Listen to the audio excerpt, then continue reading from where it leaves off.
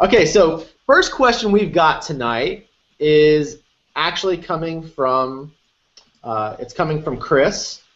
And what Chris wants to know, he says, Dr. Hudak or Dr. Tuzo, my dad has been taking blood pressure medication for years, but his blood pressure still remains high.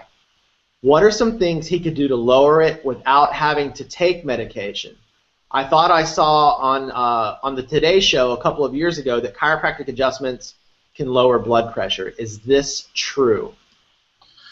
Yes, Chris, absolutely. Outside of diet and exercises, lifestyle changes, meditation, over the past couple of years, chiropractic has really shown some research with upper cervical, specifically the atlas vertebra.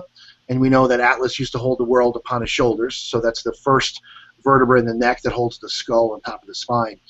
So I actually printed out one of the research articles, so I'll just summarize things. If you go to PubMed and research chiropractic and blood pressure, you'll find well over a dozen research articles. But the one that I pulled up is amazing because there's a medical doctor that remarks, special chiropractic adjustment significantly lowers blood pressure with a placebo-controlled study, okay, which means that there's people that are receiving chiropractic and those that are not. The procedure has the effect of not one but two blood pressure medications given in combination, the study leader, Dr. George Bacris, MD, stated. And a quote, and it seems to be adverse event free. We saw no side effects, zero side effects and no problems, adds Dr. Bacris, who's the director of University of Chicago Hypertension Center. Basically, it was an 8-week study undergoing procedure. There was 25 patients with early stage high blood pressure that had significantly lower blood pressure than 25 similar patients who underwent a sham or a fake chiropractic adjustment. Because patients couldn't feel the technique, they were unable to tell which group they were in.